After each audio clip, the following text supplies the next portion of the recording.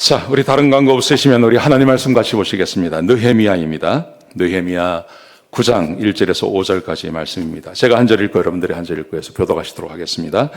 그달 29날에 이스라엘 자손이 다 모여 금식하며 굵은 베옷을 입고 티끌을 무릅쓰며 모든 이방 사람들과 절교하고 서서 자기의 죄와 조상들의 허물을 자복하고 이날에 낮 4분의 1은 제 자리에 서서 그들의 하나님 여호와의 율법책을 낭독하고 낮 4분의 1은 죄를 자복하며 그들의 하나님 여호와께 경배하는데 레위 사람 예수아와 바니와 간미엘과 스바냐와 분니와 세레바와 바니와 그다니는 올라서서 큰 소리로 그들의 하나님 여호와께 부르짖고 같이 읽겠습니다.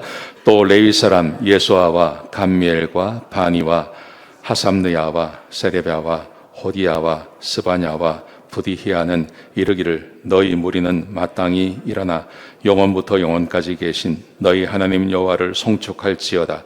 주여 주의 영화로운 이름을 송축할 것은 주의 이름이 존귀하여 모든 송축이나 찬양에서 뛰어남이니이다. 아멘. 오늘은 구원의 증거 회개라는 말씀을 함께 나누기를 원합니다. 여러분, 구원의 증거는 여러 가지가 있을 수 있습니다. 우리는 믿음으로 구원받기 때문에 우선 구원의 증거는 믿음이 되어야 되죠. 내가 믿음이 있냐 없냐 이것으로 우리의 구원을 확인할 수 있습니다. 여러분, 그런데 회개 또한 내가 구원받았다는 것을 증명해주는 굉장히 좋은 것이라고 저는 생각합니다. 이런 사건이 있었습니다. 1978년도에 프랑스 파리를 출발해서 서울로 가는 비행기가 있었습니다. 이 비행기가 원래는요, 저 녹색으로 되어 있는 저 항로를 따라서 가야 되는 거예요. 저기 알래스카에 한번 내렸다가 알래스카에서 다시 이제 서울로 가는 그런 항로였습니다. 그런데 이 비행기가 가다가 보시는 것처럼 빨간 선으로 되어 있는 저게 이제 실제 항로인데요, 항적인데 가다가 갑자기 한 160도 정도를 틀어버려요. 그래서 소련 땅으로 들어가는 겁니다. 왜 그랬느냐, 왜 그랬는지 나중에 알고 보니까 저 때는 GPS가 없었대요. 요즘은 비행기가 우리 아들이 그 조종사잖아요. 보니까 아무것도 할 게 없대요. 그냥 가는 좌표, 목적지만 하나 딱 정해주면 비행기가 그냥 알아서 자동으로 간대요. 근데 저 때는 그런 시스템이 없었던 거예요. 그래서 어떻게 해야 되냐면 항법사가 탑니다. 거기에 길을 찾는 항법사가 타서 이 사람이 길을 찾아가야 되는 거예요. 어떻게 찾아가냐면 세 가지 방법이 있답니다. 첫 번째는 땅에서 올라오는 그 항로를 인도해주는 그 시스템이 있대요. 그게 먼저 와야 되고요. 두 번째는 항법사가 비행기에 타서 하늘을 본답니다. 하늘의 별을 본답니다. 그래서 별의 자리를 보고 내가 지금 제대로 가고 있는지를 찾는답니다. 황당하죠. 저게 1978년도입니다. 근데 그때도 그랬던 거예요. 세 번째는 지도를 보고 땅을 본답니다. 땅의 모습하고 지도를 보고 그렇게 찾아간다는 거예요. 이게 얼마나 웃기는 이야기입니까? 근데 1978년도에 그런 식으로 찾아갔던 거예요. 근데 그게 누가 해야 되냐면 항법사가 그 일을 해야 되는 거예요. 그런데 나중에 조사를 해보니까 항법사가요, 그 일을 제대로 하지 않은 거예요. 그 일을 제대로 하지 않아서요, 어떤 이유에서인지 뭔가가 잘못되어져서 저 보는 몸에서 한 160도 꺾어버리는 비행기가요. 그리고 저 소련 땅으로 들어간 거예요. 그 비행기가 들어가니까 그 소련에서 비행기가 출격해가지고 그냥 미사일을 쏴버린 겁니다. 근데 미사일을 맞았어요. 날개에 미사일을 맞았는데 저 조종사가 조종을 얼마나 잘했는지 저 비행기를 얼어있는 호수 위에 내린 거예요. 미사일 맞고도 하나도 안 죽은 것은 최초랍니다. 대단한 거죠. 근데 조종을 아무리 잘하면 뭐합니까? 항법사가 자기 비행기가 어디로 가는지를 모르는 거예요. 그죠? 이게 이런 사건이 있어서. 근데 다행히 저 때는 다 살았어요. 근데 5년 있다가 똑같은 사건이 또 발생한 거예요. 대한항공에서 뉴욕을 출발해서 알래스카에 내렸다가 저 알래스카에서 다시 서울로 가는 비행기였습니다. 이 비행기도요, 자기가 어디로 가는지를 모르는 거예요. 자기 자리를 모르는 거예요. 원래 가야 할 항적은 저렇게 점선으로 되어 있는 길입니다. 저리 가야 되는 거예요. 근데 잘못 들어간 거예요. 비행기가. 첫 출발을 잘못한 거예요. 그래서 빨간색으로 들어간 것으로 들어간 겁니다.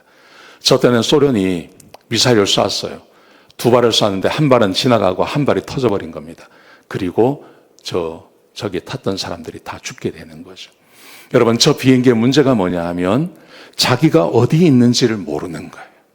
자기가 어디 있는지를 알았으면, 만약에 길이 잘못되었으면 항적을 찾아서 가면 되는 거죠. 다시 원래의 항적을 들어가면 살 수 있는 겁니다. 근데 자기가 어디 있는지를 모르고 구소련의 땅으로 들어갔다가 미사일 맞고 모든 사람들이 죽게 되는 것이죠. 저는 우리의 신앙도 마찬가지라고 생각합니다. 왜 구원의 증거가 필요한가 하면, 이 구원의 증거는 현재 나의 상태를 보여주는 것입니다. 특별히 회개가요. 회개는 예수 믿고 구원받고 진짜 하나님의 백성이 아니면 할 수 없는 것입니다. 진짜 구원받고 하나님의 백성이고 성령이 함께 하실 때만 회개를 할 수 있는 것입니다. 믿음이라는 것은요, 얼마든지 바뀔 수 있어요. 그런데 회개는 그렇지 않습니다. 회개는 정말 구원받은 하나님 백성에게 성령이 함께 하시는 사람들에게만 일어나는 역사이기 때문에 그렇습니다. 우리의 믿음은 회개로 시작합니다. 보세요. 회개를 이렇게 어떤 분이 말씀하셨습니다. 스스로 죄인이며 하나님께 죄를 지었음을 깨닫고, 그리고 죄인을 구속하시는 하나님의 은혜를 아는 것. 그래서 사람이 회개하지 않습니까? 우리의 믿음은 언제나 회개로 시작이 되어지는 것입니다. 회개 없이 믿음 생활을 시작할 수 없습니다. 우리의 구원은 언제나 회개로부터 시작되어집니다. 내가 죄인인 것을 알고 예수 그리스도께서 나를 구원해 주신 그 은혜를 깨닫는 것. 그래서 우리가 회개하지 않습니까? 우리의 믿음은 언제나 회개로부터 시작되어지는 것입니다. 그리고 우리의 신앙 또한 회개로 이어지는 것입니다. 왜냐하면 성령이 우리 가운데 거하시면 죄를 미워하는 마음이 우리 마음 가운데 생겨나요. 성령이 함께 하시면 죄가 미워져요. 예수 믿기 전에는 성령이 함께 하지 아니할 때는 죄가 좋았어요. 근데 이제는 죄를 미워하기 시작합니다. 그래서 죄 짓는 내가 싫어요. 그래서 하나님 앞에 회개하게 되는 것입니다. 그리고 내 삶을 바꾸고 싶어요. 하나님께서 원하시는 삶으로 바뀌어지기를 원하는 것입니다. 그래서 바뀌지 않는 자기를 보며 날마다 절망하며 회개하는 것, 그게 구원받은 하나님의 백성의 전형적인 모습이라는 거죠. 구원받는 것도 회개로 시작하고 우리의 신앙도 언제나 회개로 이어져 가는 것입니다. 마태복음 4장 17절에 보시면 예수님께서 우리의 삶의, 우리의 믿음의 시작을 회개라고 말씀하십니다. 회개하라, 천국이 가까웠다고 말씀하세요. 회개하지 않고 믿음 생활을 시작할 수 있는 사람은 한 사람도 없습니다. 회개해야 하는 것입니다. 베드로도 똑같이 말씀하십니다. 내가 지금 기뻐하면 너희로 근심하게 한 까닭이 아니요 도리어 너희가 근심함으로 회개함에 이른 까닭이라. 베드로 고린도 교회가 회개한 것을 보고 너희가 회개한 것은 하나님께서 주신 은혜라고 이야기하는 것이죠. 여러분, 하나님께서 은혜를 베풀어 주실 때 그때 우리가 회개하게 되는 것입니다. 베드로도 똑같이 이야기합니다. 주의 약속은 어떤 이들의 더디다고 생각하는 것 같이 더딘 것이 아니라 오직 주께서는 너희를 대하여 오래 참으사 아무도 멸망하지 아니하고 다 회개하기에 이르시기를 원하시느니라. 여러분, 여기서 회개한다는 것은 구원받는 걸 말하는 거 아닙니까? 우리 주님께서 아무도 멸망하지 아니하고 모두가 다 구원받기를 원하시느니라 하는 그 구원이라는 말을 회개라는 말로 바꾸었던 거예요. 구원, 회개 없이 구원이 있을 수 없습니다. 구원받은 사람은 반드시 회개하는 것입니다. 아멘. 예, 우리의 믿음은 이렇게 시작하는 것입니다. 우리의 믿음이 이렇게 시작할 뿐만 아니라 우리의 믿음에 회개가 있으면 우리의 신앙생활이 얼마나 풍성해지는지 모릅니다. 잠언 28장 13절에 보시면요, 자기의 죄를 숨기는 자는 형통하지 못하나 죄를 자복하고 버리는 자는 불쌍히 여김을 받으리라. 아멘. 내가 죄 있는 것을 고백하고 내가 구원받고 하나님의 백성이고 죄 짓지 않고 살고 싶어요. 근데 자꾸 죄를 지어요. 거기에 절망하고 하나님 앞에 내 죄를 고하면 우리 하나님께서 불쌍히 여기세요. 그 사람을 불쌍히 여기세요. 여러분, 판사가 죄인을 불쌍히 여기면 그 죄인은 살아날 수 있어요. 의사가 환자를 불쌍히 여기면요, 그 사람 잘 치료해 줍니다. 마찬가지입니다. 아내가 남편을 불쌍히 여길 때 그때 남편들이 살아나는 거 아닙니까? 그렇지 않습니까? 하나님께서 우리를 불쌍히 여기시면 우리가 살아날 수 있어요. 언제요? 우리가 우리 죄를 회개할 때요. 그러므로 믿음에는 항상 회개가 있어야 하는 거예요. 야고보서 5장 16절에 보시면 회개가 능력이라고 이야기하십니다. 그러므로 너희 죄를 서로 고백하며 너희 죄를 서로 고백하라. 병 낫기를 위하여 서로 기도하라. 의인의 간구는 역사하는 힘이 크니라. 여러분, 사람을 고치는 그 능력의 기도 누가 할 수 있는 것입니까? 그 능력 목사가 합니까? 선교사가 합니까? 대단한 능력을 가진 사람이 합니까? 아닙니다. 누구든지 자기의 죄를 고백하고 내가 죄 있는 것을 고백하고 서로 병 낫기를 위해서 기도하면 주께서 그 기도 들어주시겠다고 약속하고 계시는 거예요. 여러분, 회개가 능력인 것입니다. 여러분, 그러므로 우리의 삶에 회개가 없다는 것은 그리스도인이 아니라는 말입니다. 아직 구원받지 못했다는 말입니다. 우리의 믿음의 시작도 그 회개이고 우리의 능력도 회개라면 반드시 그리스도인들은 날마다 회개해야 할 줄로 믿습니다. 오늘 본문에 보시면 회개하는 백성들이 드러납니다. 이스라엘 백성들이 회개하기 시작합니다. 느헤미야 9장 1절에 보시면요, 그달 20 날에 이스라엘 자손이 다 모여 금식하며 굵은 베옷을 입고 티끌을 무릅쓰며 20 날이에요. 20 날 7월 달에, 이 7월 달을 말합니다. 7월 1일은 나팔절이었습니다. 나팔절 날 수문학 광장에 모여서 말씀을 듣는 일이 있지 않았습니까? 그리고 10일이 지나가면요, 대속죄일이 있어요. 대속죄일이 아마 속죄를 했을 것입니다. 그리고 5일이 지나가면 그러면 초막절이 되는 겁니다. 초막절에 모여서 함께 초막절을 지켰습니다. 근데 24일은 아무 날도 아니에요. 그런데 이 백성들이 하나님의 은혜를 받고 지금 이날에 모이기를 시작한 것입니다. 근데 모여서 뭘 했냐 하면 사람들이 죄를 회개하고 자복하는 일을 했다는 겁니다. 구약 성경에 이런 적이 한 번도 없었어요. 자발적으로 모여서 하나님 앞에 죄를 자복하는 것 거의 없었던 사건입니다. 근데 오늘 느헤미야 9장에 자복하는 사람들이 생겨나기 시작한 것입니다. 2절을 보십시오. 모든 이방 사람들과 절교하고 서서 자기의 죄와 조상들의 허물을 자복하고 이날에 낮 4분의 1은 그 자리에 서서 그들의 하나님 여호와의 율법책을 낭독하고 낮 4분의 1이라는 것은 3시간을 말하는 겁니다. 3시간 동안 서서 하나님의 말씀을 들었다는 거예요. 여러분, 우리가 한번 교회에 오셔서 자리에 앉지 말고 우리 어미하신 하나님 앞에 예배 드리시는데 서서 예배를 드리십시다.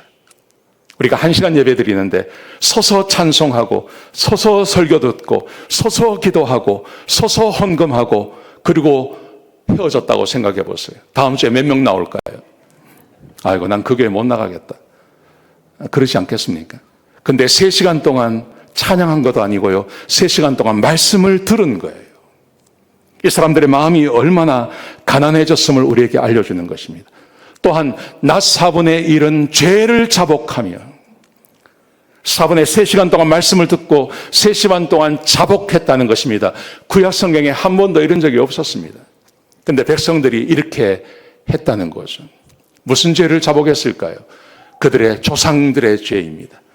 지금 하나님께서 아브라함 때부터 택하셔서 계속해서 자기 조상들이 죄를 짓는 그 모든 죄를 9장의 전체를 읽어보시면요, 전부 자복하는 죄예요.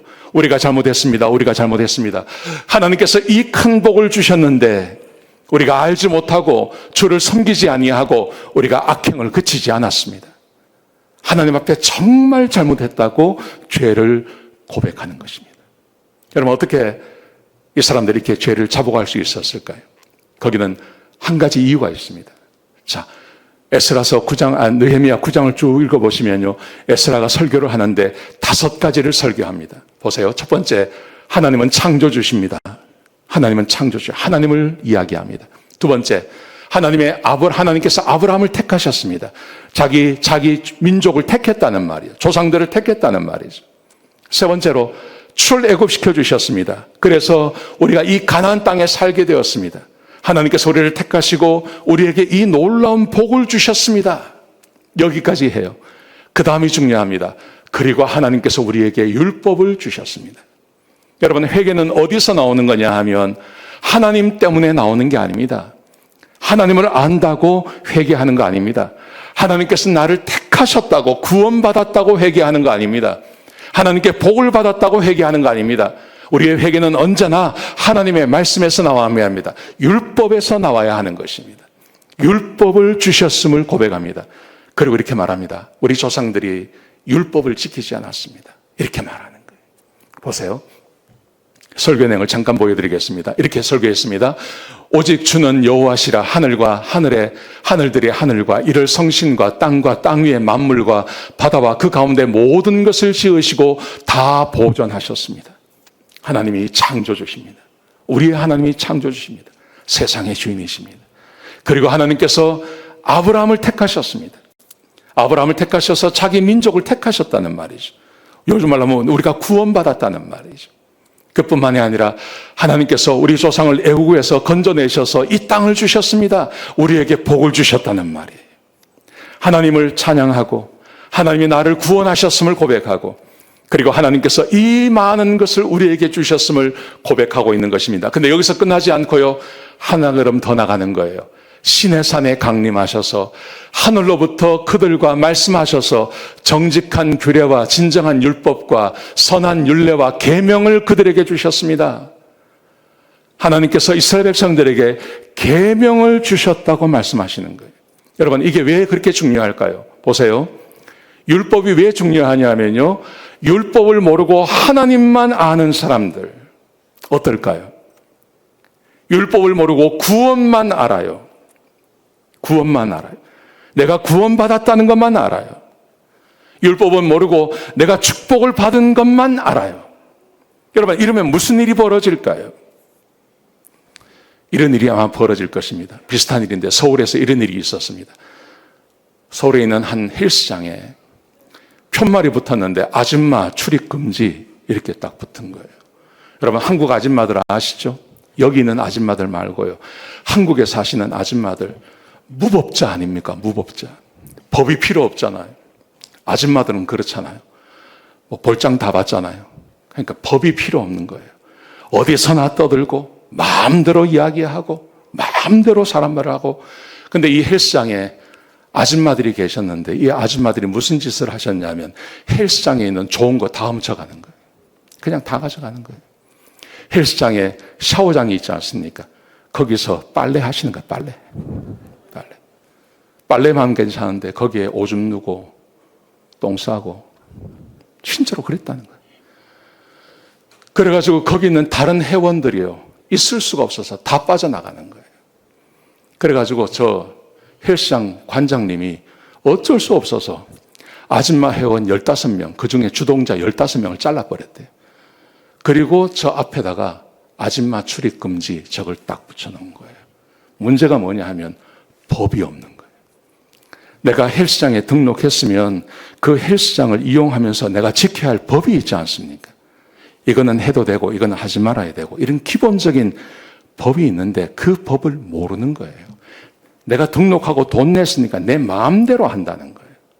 여러분, 율법을 모르고 하나님만 압니다.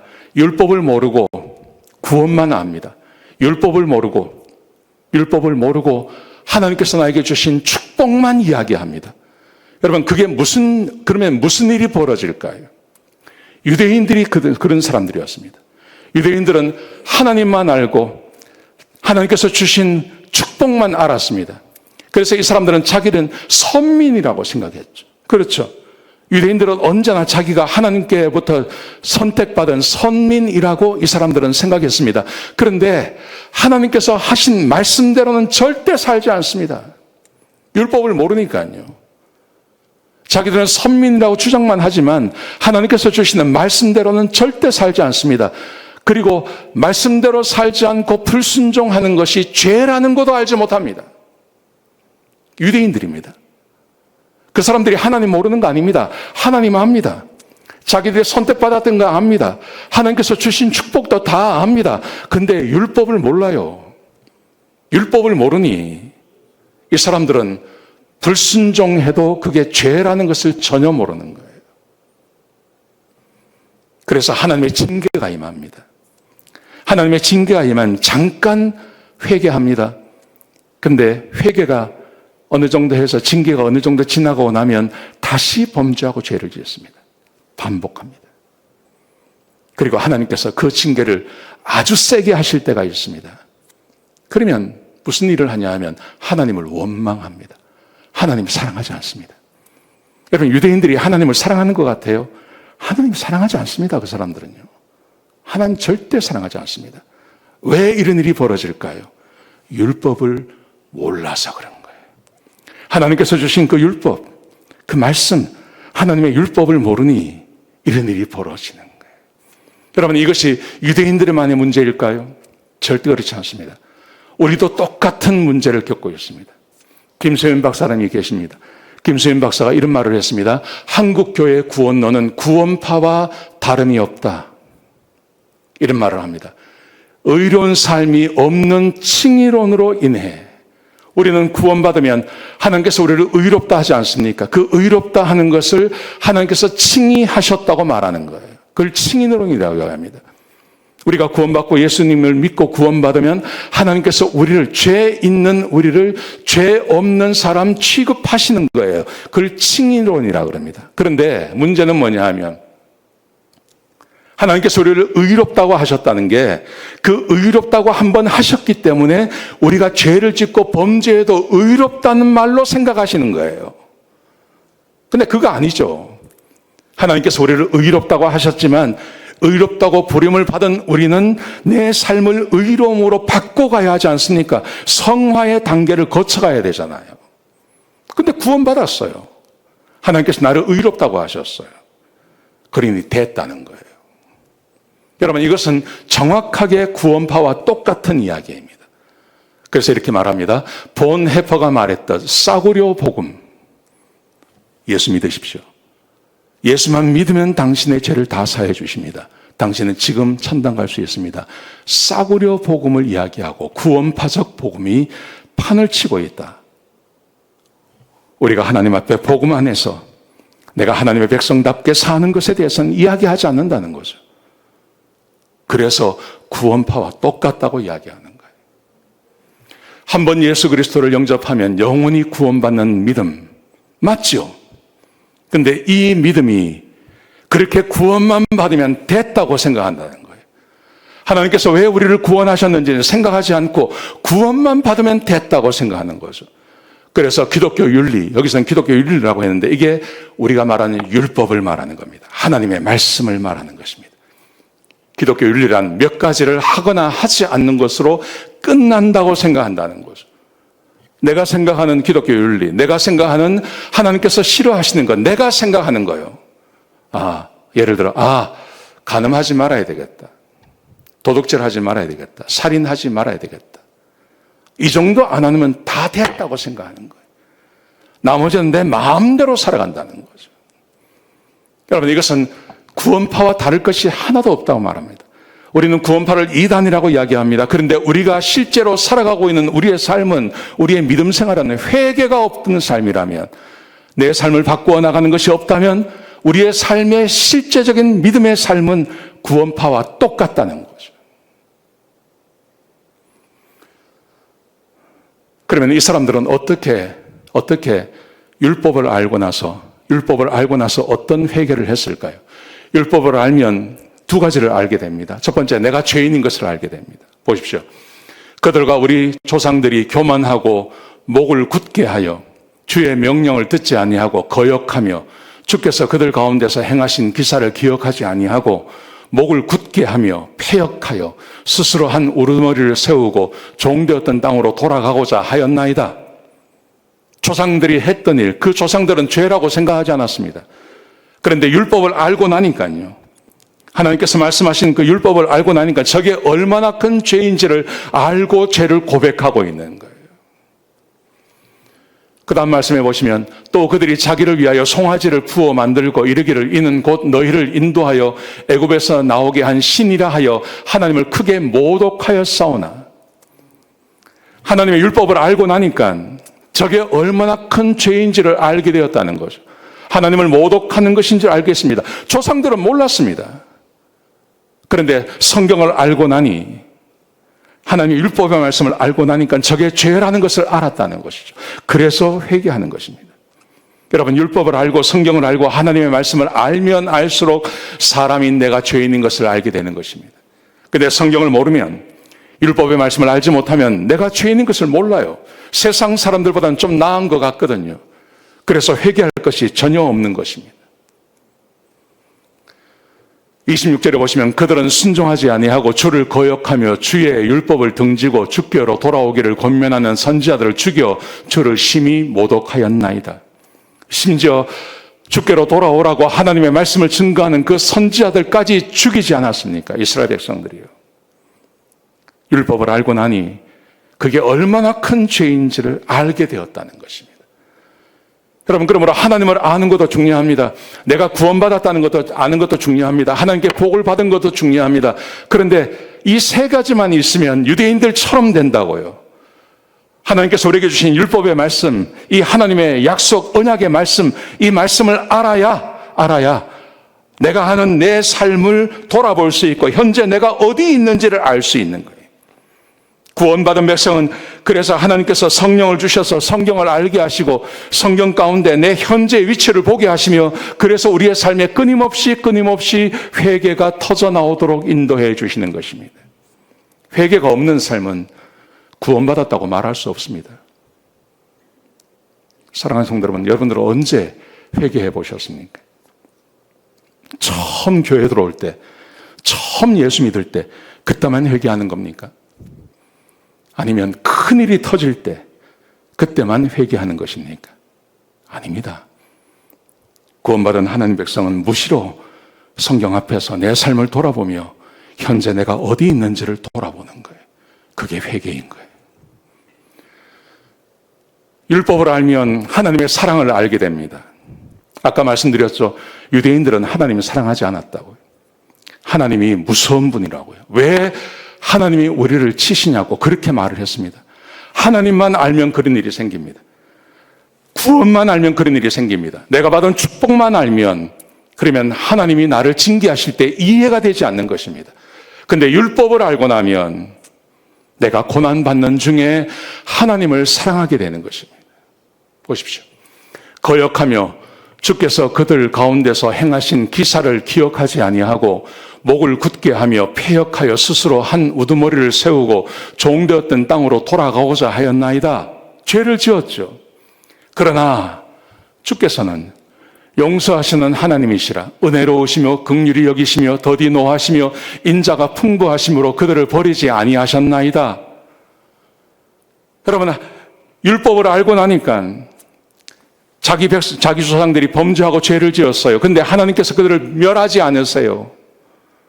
율법을 알고 나면 내가 하나님 앞에 신실하게 살지 못함에도 불구하고 하나님께서 나를 지켜주시고 보호해 주시는 게 얼마나 감사합니까? 율법을 알지 못할 때는 하나님이라면 당연히 그렇게 해야 되는 거 아니야? 이렇게 생각하시는 거예요. 근데 율법을 알고 나니까 내가 하나님 앞에 얼마나 불충한 사람인지 죄인인 것인지 알고 나니까 하나님께서 나에게 베풀어 주신 그 은혜가 얼마나 놀라운지를 알게 되고 주님을 사랑하게 되는 거예요. 아멘이세요? 하나님만 아시면 하나님이 그렇게 놀랍지가 않습니다. 하나님은 당연히 그렇게 하셔야지 이렇게 된다니까요. 그런데 율법을 알고 나면 그렇지 않습니다. 또 보세요. 또 그들이 자기들을 위하여 송아지를 부어 만들고 이르기를 이는 곧 너희를 인도하여 애굽에서 나오게 한 신이라 하여 하나님을 크게 모독하였사오나 주께서는 주의 크신 긍휼로 그들을 광야에 버리지 아니하시고 낮에는 구름 기둥이 그들에게서 떠나지 않게 하시고 아니하고 길을 인도하며 밤에는 불기둥이 그들이 갈 길을 비추게 하셨나오며 이게 다 하나님의 은혜라는 것을 알게 되는 거예요. 이스라엘 백성들은 하나님의 은혜인지 몰랐습니다. 그런데 율법을 알고 나니까 이게 하나님의 은혜가 되는 거예요. 우리는 율법이 폐기되었다고 믿죠. 우리는 그렇게 말씀하신 분들이 계십니다. 왜 그렇게 말을 하냐면요. 로마서 3장 20절에 보시면 그러므로 율법의 행위로 그의 앞에 의롭다 하심을 얻을 육체가 없나니 율법의 행위로 구원을 얻을 수 있는 사람이 없습니다. 율법은 죄를 깨닫게 할 뿐입니다. 이렇게 되죠. 그 다음 말씀해 보시면 이제는 율법 외에 하나님의 한 의가 나타났으니 율법과 선지자들에게 증거를 받은 것이니라. 율법 외에 하나님의 한 의, 믿음으로 구원받는 걸 말하는 거죠. 그래서 율법이 도외시되는 것처럼 여겨집니다. 28절에 보시면 그러므로 사람이 의롭다 함을 얻는 것은 율법의 행위에 있지 아니하고 믿음으로 되는 줄 우리가 인정하노라. 율법으로 구원받는 게 아니라 믿음으로 구원받는다. 그래서 우리는 율법이 완벽하게 우리와 아무 상관이 없는 것처럼 여겨집니다. 여러분, 그런데 그렇지 않습니다. 31절을 보십시오. 같이 읽겠습니다. 시작. 그런즉 우리가 믿음으로 말미암아 율법을 파기하느냐? 그럴 수 없느니라. 도리어 율법을 굳게 세우느니라. 우리를 구원하는 데 있어서는 믿음이 우리를 구원합니다. 믿음이 우리를 구원했기 때문에 율법은 더 이상 필요가 없는 것입니까? 아닙니다. 말씀하지 않습니까? 우리가 믿음으로 말미암아 율법을 파기하느냐? 그럴 수 없느니라. 도리어 율법을 굳게 세우느니라. 어떻게 율법이 더 굳게 세워질까요? 3장, 4장, 5장, 6장, 7장, 8장, 9장, 10장, 로마서 3장부터 11장까지 사람이 오직 믿음으로만 구원받는 것을 설명해 줍니다. 믿음으로 우리를 구원시켜 주신다고 말씀하세요. 그리고 12장에 가서 그렇게 구원받은 사람이 율법을 따라 살아야 함을 우리에게 말씀하시는 거예요. 율법을 따라 살라고 이야기하시는 거예요. 구원받았으니까요. 그러므로 형제들아, 내가 하나님의 모든 자비하심으로 너희를 권하노니 너희 몸을 하나님이 기뻐하시는 거룩한 산 제물로 드리라. 이는 너희가 드릴 영적 예배니라. 내 몸을 거룩한 산 제물로 드리래요. 어떻게 산 제물로 드린다는 말이 무슨 말입니까? 2절 보십시오. 너희는 이 세대를 본받지 말고 오직 마음을 새롭게 함으로 변화를 받아 하나님의 선하시고 기뻐하시고 온전한 뜻이 무엇인지 분별하도록 하라. 내가 거룩한 산 제물로 나를 드리는 것은 이 세상을 본받지 않는 것을 말하는 겁니다. 세상 사람 모든 사람들이 가는 그 길을 가지 않는 것을 말하는 것입니다. 그게 율법을 지키는 거 아닙니까? 간음하지 마라, 도둑질하지 마라, 형제를 사랑해라, 이웃을 사랑해라, 악한 자 대적하지 마라, 흉보지 마라. 율법을 말하는 거 아닙니까? 산상수훈을 말씀하지 않습니까? 세계명을 말씀하는 거 아닙니까? 십계명을 말하는 거 아닙니까? 세대를 본받지 말고 살 것을 우리에게 요구하고 계시는 거예요. 마태복음 5장 보시면 예수님께서 이렇게 설명하십니다. 너희는 세상의 소금이다. 너희는 세상의 빛이다. 세상의 소금과 빛의 역할은 뭐라고 말씀하십니까? 너희의 착한 행실이라고 이야기하는 거예요. 여기서 말하는 착한 행실은 뭘 말하는 거예요? 율법을 따라 사는 걸 말하는 거예요. 말로 범죄하지 않고 생각으로 범죄하지 않고 악한 자 대적하지 아니하고 원수를 사랑하는 걸 말하는 거예요. 욕하지 않는 걸 말하는 거예요. 내가 대접받고 싶은 대로 다른 사람을 대접하는 것을 말하는 거예요. 먼저 그의 나라와 그의 의를 구하는 것을 말하는 것이죠. 서로 사랑하는 것을 말하는 것이죠. 세상의 빛과 소금이라는 것은 우리의 착한 행위를 말하는 거예요. 그런데 현재 교회는 어떻습니까? 구원은 믿음으로 받는 것입니다. 믿음으로 구원받았으니 됐습니다. 그리고 우리 안에 자유를 주셨잖아요.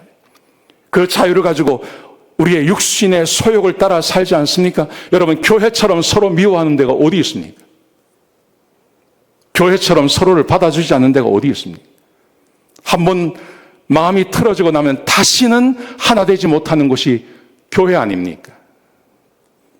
그래도 세상 친구들은 한 잔 먹고 풀고 털고 잊어버리고 하는데요. 교회는 한 번 찍히면 그 조직에서는요, 살아남을 수가 없는 거예요. 이게 교회예요. 왜 그렇습니까? 우리는 다 믿음으로 구원받은 의인이라고 생각하시는 거예요. 아닙니다. 그런 거 아닙니다. 우리 하나님께서 믿음으로 구원받은 하나님 백성이라면 우리에게 행위를 요구하시는 거예요. 율법을 따라 살 것을 요구하시는 거예요. 5장 17절에 보시면 내가 율법이나 선지자를 폐하러 온 줄로 생각하지 말라. 폐하러 온 것이 아니요 완전하게 하려 함이라. 율법의 1.1획도 결코 없어지지 않을 것. 이 계명 중에 지극히 작은 것 하나라도 버리고 그같이 가르치는 자는 천국에서 지극히 작다 일컬음을 받을 것이고 누구든지 이를 행하며 가르치는 자는 천국에서 크다 일컬음을 받으리라. 어디 율법이 사라졌습니까? 어디 하나님께서 말씀하신 십계명이 필요 없다고 말씀하십니까? 믿음으로 구원받은 사람들에게 어디 성경에서 하나님 말씀대로 살지 않아도 된다고 이야기한 게 어디 있습니까? 단 한 구절도 없습니다. 그런데 우리는 그렇게 믿는 거예요. 그리고 나는 회개할 것이 없다고 생각하는 거예요. 연조가 많아지면 많아질수록 황당한 행동을 하시는데 전혀 회개하지 않아요. 삶이 바뀌지가 않아요. 여러분, 그렇다면 내 구원의 확신은 어디서 오는 것입니까? 오래전에, 수십 년 전에 예수를 믿었기 때문에 내가 구원받은 것입니까? 아니라니까요. 항적이 제대로 가야 된다니까요. 항적에서 벗어나면 내가 현재 어디 있는지를 보셔야 됩니다. 그리고 다시 돌아오셔야 됩니다. 비행기가 아까 빨간 선으로 가지 않았습니까? 거기서 빨간 선으로 갔으면 현재 내가 어디 있는지를 돌아보셔야 됩니다. 내가 어디 있는지를 알게 하는 것은 내가 요즘 회개하고 살아가느냐 이거입니다. 내가 회개하지 않고 살아간다면 빨간 선 간 것입니다. 그리 가면 죽습니다. 얼마 가지 못합니다. 그 빨간 선에서 돌아와야 합니다. 그게 나를 회개케 하는 것입니다. 회개해서 내가 원래 가야 할 그 선으로 다시 돌아와야 됩니다. 그래야 내가 갈 수 있는 그 목적지에 도착할 수 있는 것입니다. 사랑하는 성도 여러분, 오늘 이 말씀을 경히 여기지 마시기 바랍니다.